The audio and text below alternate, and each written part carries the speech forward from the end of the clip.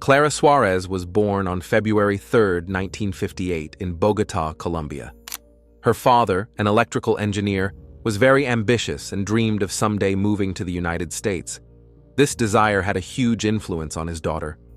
But when the girl was 6 years old, her father passed away, and her mother, who worked as a seamstress, had to shoulder the full burden of caring for the family. Clara was determined and smart, just like her father. From a young age, she was interested in medicine, and after finishing high school, she first enrolled in college and then in dental school in Colombia. After training as a specialist, Clara opened her own dental office. At 32, she fulfilled her father's dream by moving to the USA and settling in Houston. To practice in another country, Clara needed to obtain a college diploma in the States. She enrolled at the University of Texas and, to pay for her education and living expenses, worked part-time in her free time from studies. After graduating from college, Clara got a job at the Castle Dental Center in Houston, Texas. One day, the 33-year-old young woman saw an ad for auditions for the Miss Columbia beauty pageant. Deciding to take a risk, she didn't lose. Winning the contest marked the beginning of her success. At 34, Clara met David Harris, an orthodontist from the Castle Center. They quickly found common ground and started dating. David was divorced and had a daughter, Lindsay, who was about 4 years old at the time. David's ex-wife said she divorced him because he was too focused on his career and simply neglected everything else. But Clara and David were a perfect match for each other because both had huge plans and ambitions in their professional fields. Their relationship developed quickly, and soon David and Clara got married. They held a festive wedding ceremony in 1992 on Valentine's Day at the Hilton Hotel. Now they became the Harrises, successful, determined, ambitious, and opened their own practices. Their colleagues said that Clara and David called each other on the phone at least 3 times a day. They constantly stayed in touch with each other, and every conversation ended with the phrase, "I love you." It was sweet and touching.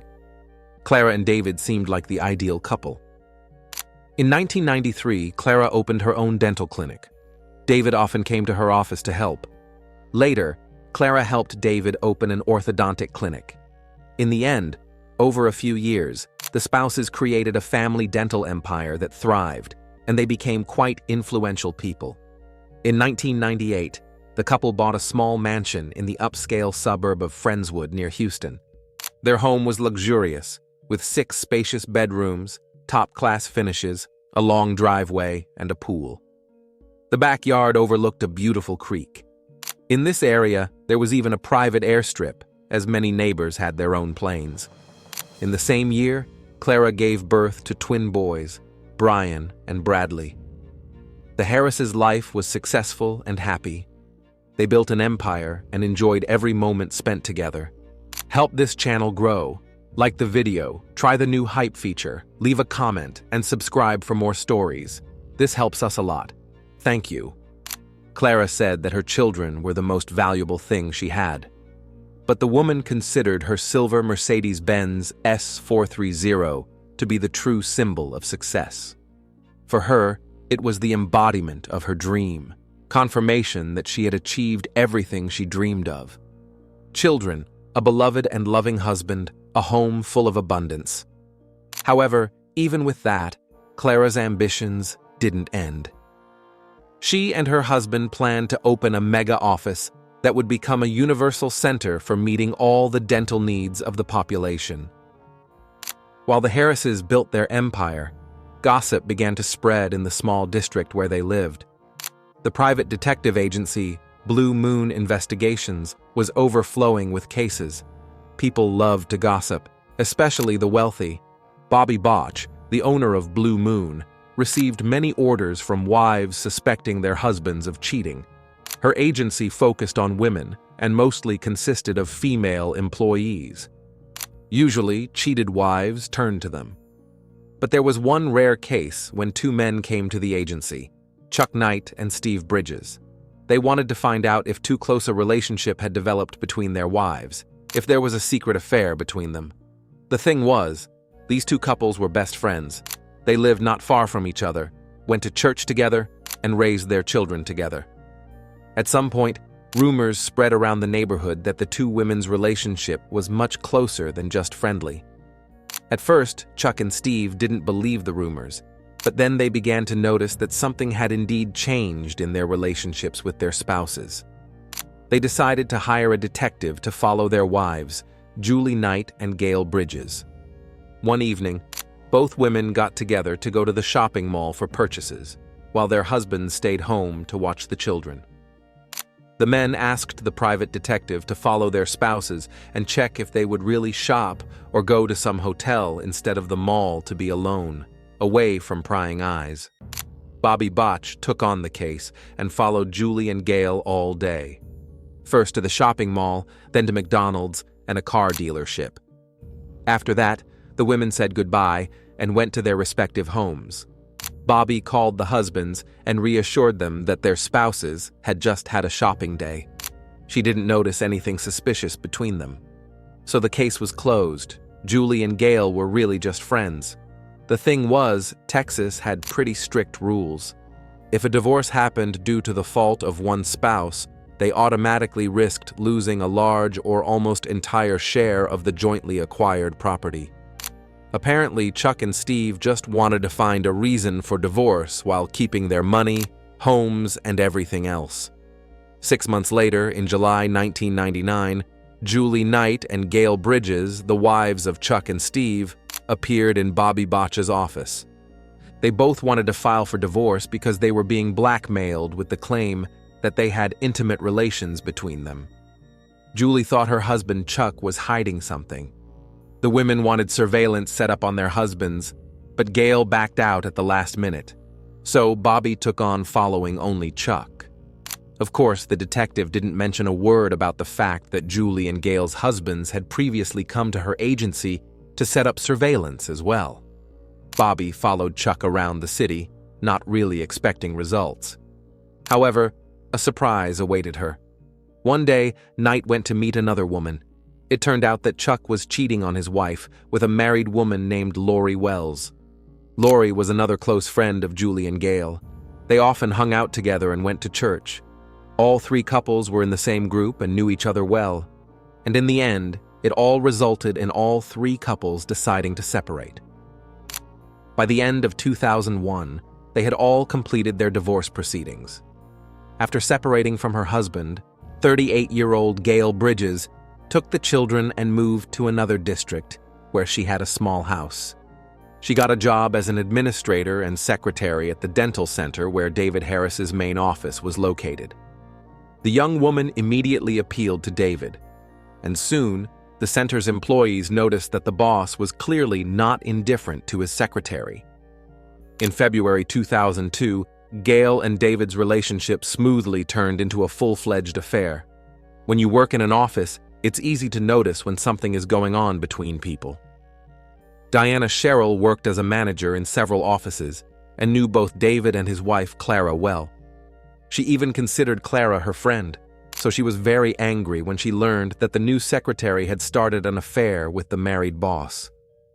Moreover, Diana had a good attitude toward David Harris and worried that because of a stupid fling, he could lose his dreams, lose his family, and ruin his career. And all because of this woman. Lindsay, David's daughter from his first marriage, came every summer to live with her father and Clara, whom she considered almost a second mother. One day she came to the office and also saw her father flirting with the secretary, but the girl decided not to tell anyone yet. But office manager Diana Sherrill didn't stay silent and told Clara everything. She pulled her aside and advised her to pay attention to David's behavior to protect her marriage. Clara wasn't stupid. She guessed that her husband had started an affair on the side, but she didn't want to believe it until the end. In an attempt to dispel her doubts, Clara called her mother-in-law, with whom she had a good relationship, and asked the question that tormented her. In the mother's opinion, could David be cheating on her? The mother-in-law assured her that her son never even looked at other women because he truly and genuinely loved his wife. But even the husband's mother's complete confidence in this matter didn't convince Clara, who felt in her gut that her marriage with David was under threat. Returning home, she approached her husband and directly asked what kind of relationship he had with Gail Bridges. David blushed and not very convincingly tried to turn it all into a joke. However, the next morning, the man decided to confess. He told Clara that once he and Gail went to lunch and he kissed her hand. It was like a confession from the husband, though not a full one, because David said that at the moment, he couldn't sort out his feelings. Clara, although it was hard to imagine, remained calm, at least outwardly. She told her husband that despite all the years they had lived together, she wasn't going to put up with infidelity and would file for divorce since he liked another woman. David begged her to stay, promised to do everything possible to avoid separation. He didn't want to lose everything they had built together, but Clara was adamant and wasn't going to back down. David's daughter Lindsay was in the kitchen the whole time and heard almost the entire conversation. When Clara came downstairs, Lindsay couldn't hold back and told her that all the employees in the office knew about David's affair with the secretary and were actively discussing it. Only then did the veil fall from Clara's eyes. She suddenly realized that her husband had been deceiving her all this time. The woman went upstairs and confronted David face to face. A quarrel began, and Clara, unable to stand it, slapped him, demanding that he immediately fire Gail and see a family counselor. David, not holding back, pushed Clara to the floor, but then declared that he was leaving and would never return to her. If it hadn't been for Lindsay, who ran in at the noise, it's unknown how it all could have ended. A few minutes later, the Harris spouses got into the car and drove to work together, trying to maintain the appearance of normal life. In the office, Clara headed straight to the secretary's desk and insisted on a serious conversation. She asked Gail about her relationship with David. The secretary didn't dare tell the whole truth and replied that Mr. Harris didn't interest her at all. The conversation ended with Clara taking Gail's office keys and essentially firing her, leaving her standing in confusion on the street. Later, Clara called David's parents and told them everything that had happened. They decided to arrange a family dinner to discuss the situation as a foursome. During dinner, David finally confessed that he had been intimate with Gail and honestly told his parents everything. The family prayed for the spouses, hoping for the best resolution of the conflict. They had dinner and discussed how David and Clara should move forward, how to achieve forgiveness. And with that, the difficult story seemed to come to an end. However, no one could understand what prompted the man to cheat. Some thought that David started resenting Clara after the twins were born because she paid more attention to the children than to her husband. Clara herself thought that David had a midlife crisis, manifested in increased interest in sports, buying a new car, and a fling with the secretary. The morning after Clara learned about her husband's affair on the side, she began an operation called Get My Husband Back. This gave her energy and determination to become better than Gail.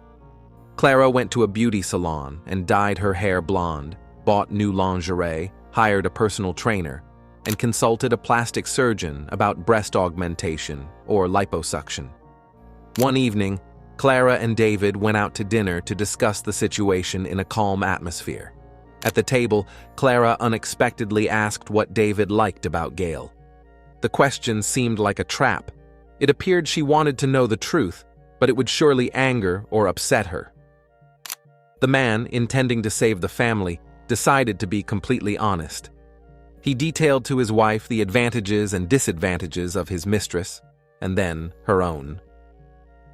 While he spoke, Clara made notes on a paper napkin. Starting with Gail, David said that she was beautiful, smart, and had an ideal figure without extra weight. He noted her large breasts, her faith in him, her ability to handle money, and that in bed she fulfilled his fantasies.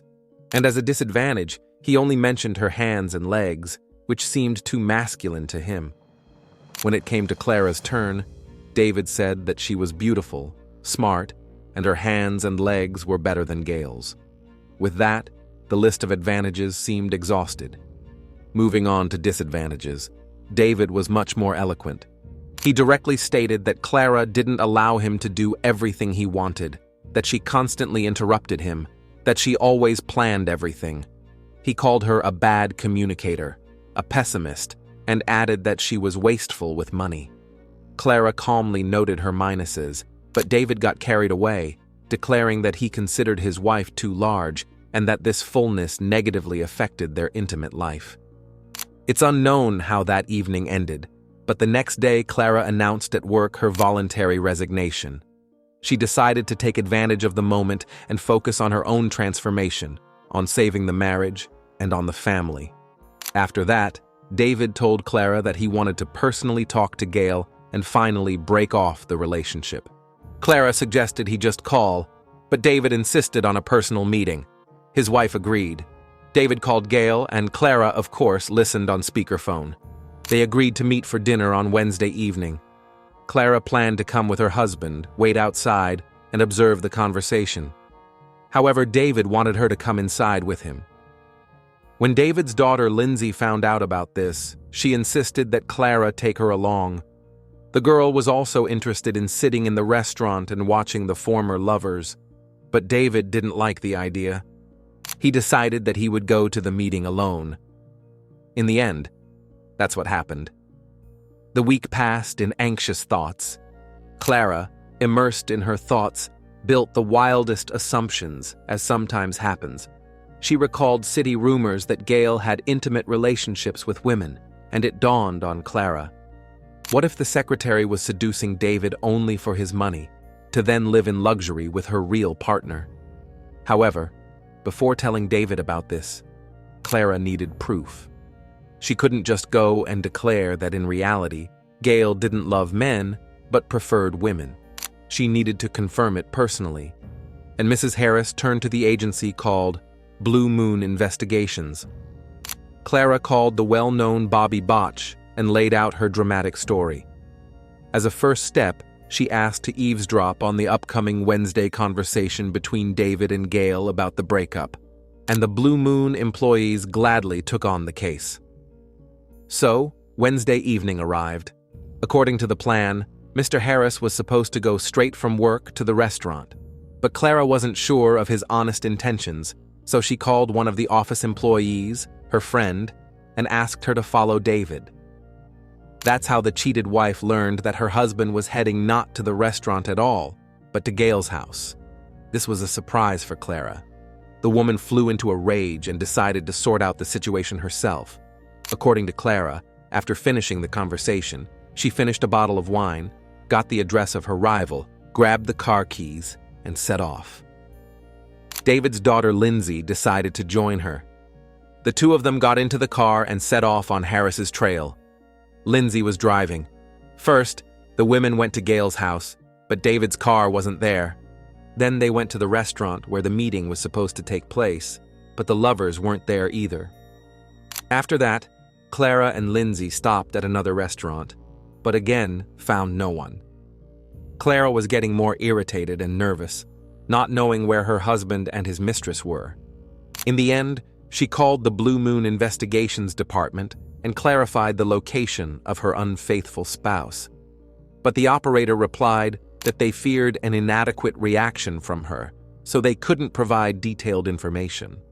Clara didn't accept the refusal and asked for the mobile phone number of the private detective handling the case. After some hesitation, the operator gave her the number. Using persuasion, pleas, and threats, the woman finally found out that David and Gail had gone to a hotel. Which one exactly, the detective didn't say, fearing impulsive actions from the client. However, over the years of living together, Clara had managed to study her husband. She guessed that he might have gone with his mistress to the Hilton Hotel, where David and Clara had celebrated their wedding. Her suspicions were strengthened when they saw Gail's SUV in the hotel parking lot. Clara jumped out of the car and paced nervously around for a while. Then, together with Lindsay, she headed to the hotel lobby. Approaching the reception desk, the women asked in which room David Harris and Gail Bridges were staying. The porter replied that they had no such guests. Later, it became known that David paid in cash and asked not to mention his name. That's when Lindsay came up with a plan to lure David out of the hotel. She texted him that one of the twins was seriously ill and the father needed to return home urgently. For credibility, the girl also called him on his mobile and heard that David was already hurrying home. Clara and Lindsay stayed waiting in the lobby. The man didn't appear for a long time, and they were already starting to worry if they had made a mistake. But then there was the sound of elevator doors opening. David and Gail came out of the cabin holding hands.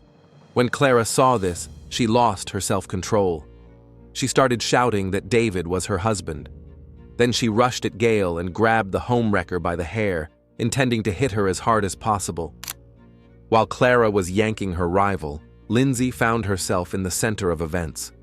The girl grabbed her purse and started hitting David, her father, with it, saying, "I hate you." Meanwhile, the public watched the fight with interest. But the hotel staff finally couldn't stand it and intervened, trying to separate Clara and Gail. David grabbed his wife by the head and pressed her to the floor. At that time, the porter quickly led Gail through the back entrance to the parking lot. When it was all over, Clara and Lindsay also left the hotel, but the cheated wife wasn't going to let the situation go. Clara got behind the wheel and Lindsay in the passenger seat. In the distance, they saw David helping Gail get into her car. At that moment, something snapped in Clara's head. The only thing she wanted was to separate her husband from his mistress. She sharply pressed the gas pedal and raced through the parking lot. David, noticing his wife's car, tried to stop her from an ill-considered step and warningly placed his hands on the Mercedes hood. To Clara, overcome with anger and burning jealousy, this acted like a red rag to a bull. She pressed the gas and literally knocked David down. He flew about 7 meters and screamed in pain. Daughter Lindsay became a witness to the horror unfolding and tried to get out of the car. But Clara pressed the gas again, sharply turned around, and directed the car at David again. Then, making another U-turn, Clara hit him a third time and only then stopped. The shocked Lindsay couldn't take it anymore. She swung and slapped Clara, then jumped out of the car, fell to the ground in hysterics, and screamed. According to Clara, Lindsay's slap brought her to her senses. She herself was in shock from what she had just done. The woman jumped out of the car and ran to David. Eyewitnesses staying at the hotel heard screams, crying, someone's howls in the parking lot and rushed to help. Running outside, they saw a man lying on the ground and a woman holding him in her arms. It was Clara. She was furiously shaking David and through tears said, "David, look what you made me do." A witness tried to pull Clara away and warned that the victim couldn't be shaken. David's injuries were serious. One side of his head was scraped and teeth were knocked out. Soon, police and an ambulance arrived at the scene. David was taken to the hospital, where he was soon pronounced dead, and Clara was arrested. But where was the private detective all this time, and why didn't he prevent the crime? Assuming that surveillance of David that evening might drag on, the investigator invited a friend along. They parked in the hotel lot and prepared to wait. David and Gail entered the hotel, but the private detective got chatting with her friend and didn't notice Clara and Lindsay appearing in the parking lot. When they heard the screech of tires and saw Clara's Mercedes, the private detective started filming the incident on video. The filming was done at night and from a great distance, so the footage came out blurry. Nevertheless, it clearly shows how Mrs. Harris's car ran over the standing man. Clara was charged with intentional homicide. She herself argued that it all happened accidentally. She ran over David only once, although numerous witnesses claimed it happened 3 times. And the video recording from the scene confirmed this. The lawyer insisted that Clara had lost her mind from rage and wasn't controlling her actions. At the same time, she did everything to save the marriage. She quit her job, changed her image, and was going to family counseling with David. The trial began in January 2003 and lasted about 3 weeks. The public was divided into 2 camps. Some believed that Mrs. Harris had committed a premeditated crime. Others blamed the deceased David, who had driven his wife to such a state. Surprisingly, David's parents supported Clara. They considered her innocent and continued to love her as a daughter-in-law. David's daughter, Lindsay, on the contrary, turned away from Clara, although she had always treated her like a second mother before. The entire process was very emotional. David's family and several female employees from the dental clinics testified in support of Clara. Everyone loved her and spoke about how sweet, honest, and kind-hearted she was. How her relationship with David was like a marriage made in heaven. But no one expected that Clara would also be supported by her husband's mistress, Gail Bridges. She said that David immediately convinced her that he, and when the floor was given to the defendant, her account of what happened touched the hearts of the public. Most people noted that David had put Clara through hell in the days preceding his death. It was obvious that Clara still loved her husband and did everything possible to bring back the old feelings. But in the end, he still chose another woman. Ultimately, the jury found that the crime was committed in a state of passion. The court, taking into account the circumstances of the case, sentenced Clara Harris to the maximum punishment, 20 years in prison and a fine of $10,000. After the verdict, David's parents, who had been promised custody of the twins, suddenly stopped answering Clara's calls and refused to bring the boys to visit her in prison. Therefore, when the temporary custody agreement expired, Clara did everything to have the twins given to a married couple with whom the Harrises were very close. Their names were even listed in Clara and David's will. For example, if something happened to them, the couple promised to take the children under their care. In the end, that's what happened. In 2018, 60-year-old Clara, having spent 15 years behind bars, was released early, and in 2023, her probation ended, and she became a completely free woman. Due to her conviction, she lost her dentist's license. However, in prison, Clara translated texts into Braille for adaptive textbooks, which is what she continued doing after her release, getting a full-time editor position. Clara was released from prison early on the condition that she wouldn't contact Lindsay, David's older daughter. According to Mrs. Harris, that's how it turned out. Lindsay no longer appeared in public places and lived her own life, trying to forget the sad picture of her father's death. The twin boys, who were 4 years old when the crime occurred, have grown up.